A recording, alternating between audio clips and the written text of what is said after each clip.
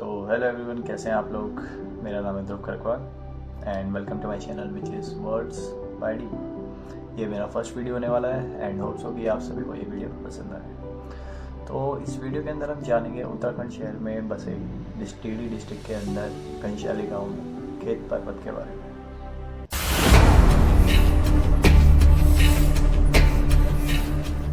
तो अब हम बात करते हैं खेत पर्वत के बारे में कि आखिरकार क्या है इस जगह में ऐसा कि सही उत्तराखंड के टॉप 5 मोस्ट हॉन्टेड प्लेसेस में गिना जाता है। तो मैंने काफ़ी सर्च किया इसके बारे में कि आखिरकार क्या है यहाँ पे, क्यों इसे हॉन्टेड प्लेस गिना जाता है। जबकि मैंने देखा कि वहाँ पे एक इतना बढ़िया स्पॉट है कि आप वहाँ से इतने अच्छे व्यूज़ दिखते हैं, हिमालयाज़ के व्यूज़ देख सकते हैं वहाँ से, मंदर वैलीज़ के व्यूज़ दिखते हैं वहाँ से। तो एक दूसरा नाम आया वहाँ पे कि खेत पर्वत को एक दूसरे नाम से जाना जाता है रेजिडेंस प्लेस ऑफ फेरीज, यानी कि ऐसी जगह जहाँ पे परियों का वास हो जी। तो स्टार्टिंग में थोड़ा मुझे भी अजीब लगा कि क्या ऐसी चीज़ें हो सकती हैं, क्या ये सही में होती है, परिया फेरीज पैरानॉर्मल एक्टिविटीज़, क्या ये रियल लाइफ में भी हो सकती हैं। तो वहाँ पे सर्च करा उसके बारे में काफ़ी, तो उस टाइम पे पता लगा सब लोगों ने अलग अलग अपने व्यूज़ लिख रखे थे, अपने अपने पर्सपेक्टिव्स लिख रखे थे कि यहाँ पे ये हुआ था, ये हुआ था। तो एक जो स्टोरी थी वो बहुत जगह कॉमन लगी, बहुत सारी जगह देखने को मिली एंड मुझे भी लगा कि हाँ ऐसा हो सकता है। वो स्टोरी बहुत अट्रैक्टिव थी, बहुत बढ़िया स्टोरी लगी। तो आज हम उसी के बारे में बात करेंगे।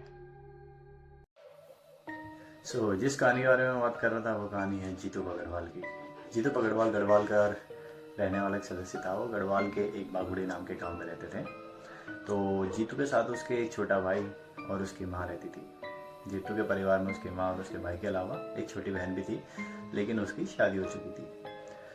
तो ये बात है कुछ मतलब जैसे गांव में रोपाई कहते हैं, जैसे मतलब खेतों में बीज रोपे जाते हैं। तो उससे 3-4 महीने के पहले की बात है। तो जीतू की माँ उससे कहती है जीतू से कि जाओ तुम अपनी बहन के ससुराल जाओ और अपनी बहन को लेके आओ, क्योंकि यहाँ पे हम अकेले रोपाई नहीं कर पाएंगे।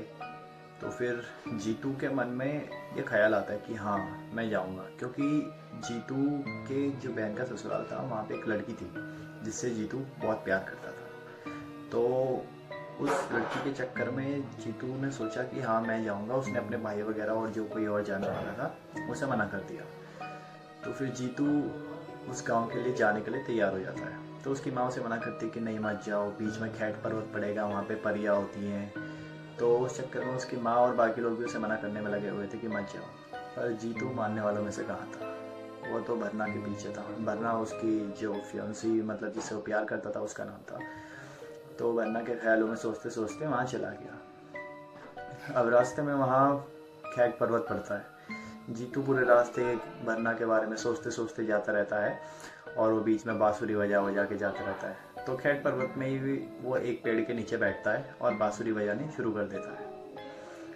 तो उस टाइम पे वो बांसुरी बजाता है। उसे उस टाइम पे ध्यान ही नहीं आया कि वहाँ पे परिया नाम की भी कोई है। मतलब उसकी माता ने मना किया था कि उस खेत पर्वत में नहीं रुकना, पर वो वहीं खेत पर्वत में रुक के वहाँ पेड़ के नीचे ही बांसुरी बजानी चालू कर देता है। और जिस बात का डर था वही हुआ।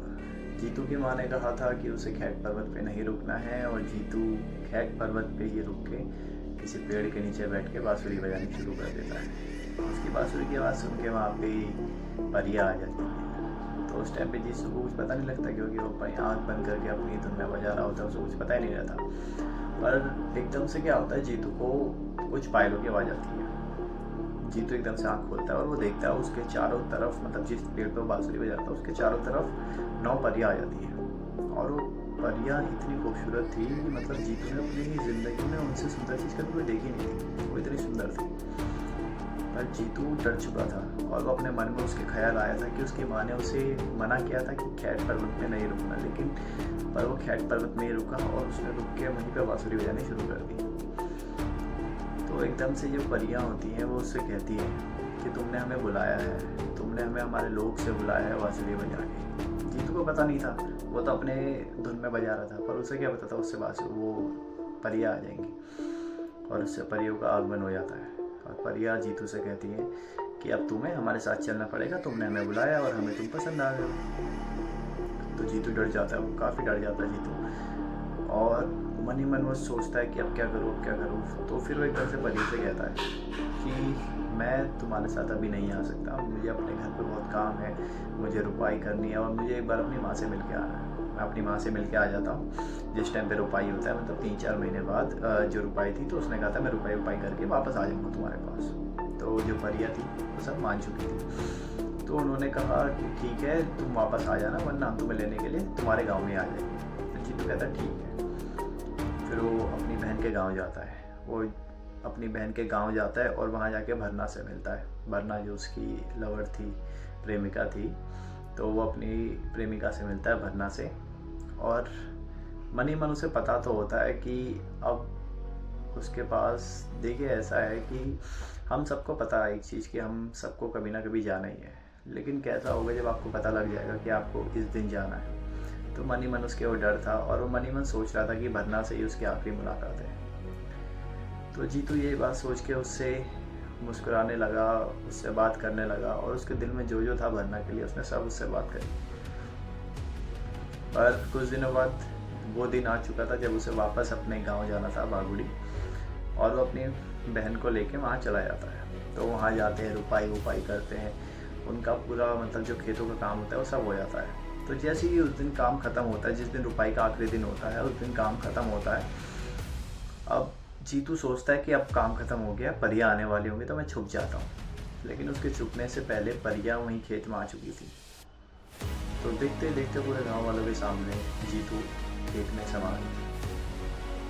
तो उसके बाद से पूरे गढ़वाल में, पूरे उत्तराखंड में जो खैट पर्वत के बारे में बहुत जाना जाता है कि वहाँ नहीं जाना।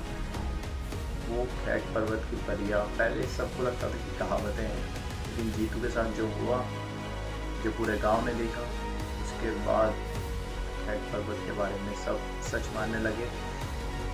और जीतू के मरने के बाद भी कहा जाता है कि जीतू की आत्मा को वहाँ पे महसूस किया गया है। जीतू पूरे गांव की रक्षा करता है, उसको अपने परिवार की रक्षा करता है, ऐसा वहाँ गाँव वाले कहते हैं। तो उसके बाद से जो वहाँ पे एक राजा मानशाह करके थे, गढ़वाल के राजा मानशाह थे, उन्होंने जीतू को एक देवता के रूप में माना और उन्होंने देवता घोषित किया।